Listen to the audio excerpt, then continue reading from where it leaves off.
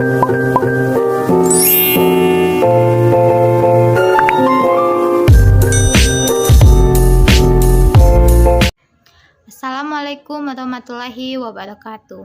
Halo teman-teman, balik lagi sama aku Midarsi di video pembelajaran kali ini. Di sini aku bakalan membahas bab terakhir dari buku manajemen pendidikan, yaitu bab ke-14 yang berjudul Total Quality Management. Langsung saja kita bahas. Yang pertama ada konsep dasar Total Quality Management atau TQM. Total Quality Management atau TQM merupakan suatu usaha keras yang membutuhkan kerjasama dari semua instansi pendidikan terkait perwujudan mutu dalam lembaga pendidikan atau sekolah. Lanjut yang kedua, yaitu pengertian Total Quality Management. Terdapat 4 konsep dalam TQM, yaitu quality, kepuasan pelanggan, perbaikan secara terus-menerus dan menyeluruh di semua komponen organisasi. Total Quality Management atau TQM didefinisikan sebagai suatu pendekatan dalam menjalankan usaha dengan memaksimalkan daya saing melalui penyempurnaan yang terus-menerus atas produk, jasa, manusia, proses, dan lingkungan organisasi. Salah satu konsep dasar Total Quality Management dalam pendidikan adalah konsep tim. Artinya, para anggota organisasi pendidikan dan satuan pendidikan bekerja sama dalam kelompok-kelompok kecil untuk satu tujuan yang ditetapkan dengan fokus kualitas pelanggan pelajar yang berimplikasi pada kualitas lulusan. Menurut Morgan dan McGrath tahun 1993, suksesnya implementasi Total Quality Management di lembaga pendidikan didasarkan pada 5 kunci, yaitu yang pertama ada visi, kedua strategi dan tujuan, ketiga tim, keempat alat, dan yang kelima yaitu 3 Ks of Management, yaitu meliputi budaya, komitmen, dan komunikasi. Langsung lanjut yang ke pokok bahasan yang ketiga, yaitu pemikir-pemikir Total Quality Management. Yaitu pertama ada W. Edward Deming tahun 1990 sampai 1993, yang kedua G.M. Juran, ketiga Armand V, 4 Philip B. Crosby. Lanjut masuk yang pokok bahasan yang keempat, ada implementasi Total Quality Management di lembaga pendidikan. Menurut Zahro, ada beberapa hal yang harus diperhatikan dalam implementasi Total Quality Management dalam lembaga pendidikan, yaitu sebagai berikut. Yang pertama, adanya perbaikan secara terus-menerus. Yang kedua, adanya standar mutu. Ketiga, perubahan budaya atau kultur.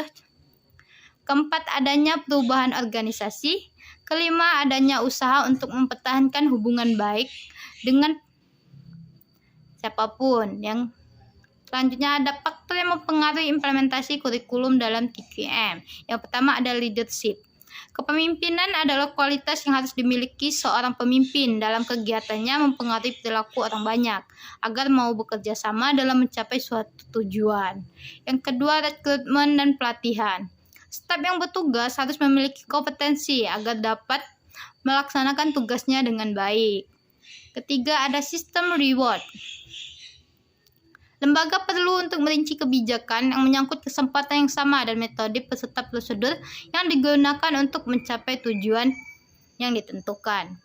Keempat, ada aturan organisasi. Keberhasilan penerapan TQM dalam lembaga pendidikan lebih banyak disebabkan oleh sistem dan prosedur yang diorganisir dan didesain.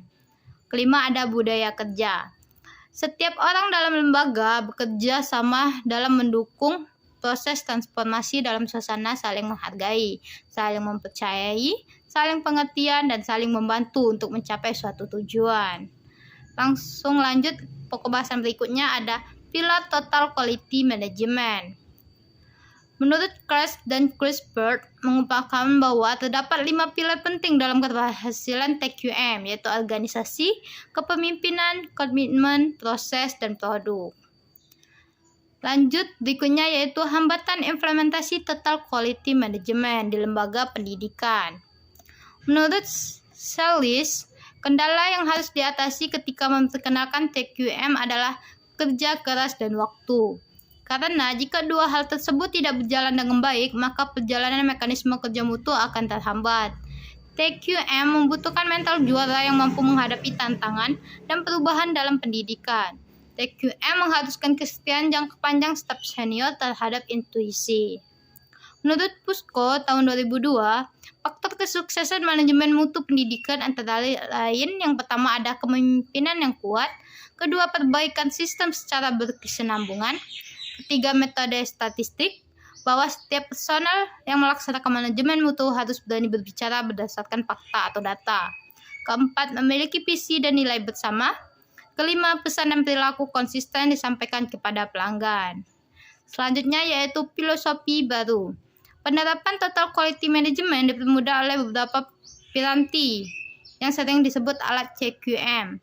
Alat-alat ini membantu kita menganalisis dan mengerti masalah serta membantu membuat perencanaan.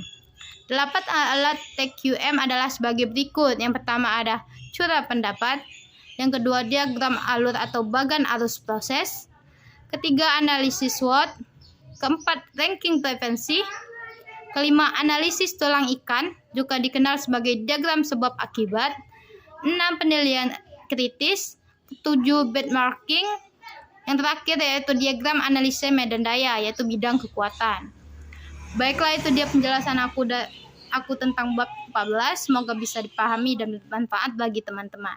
Saya akhiri, wassalamualaikum warahmatullahi wabarakatuh.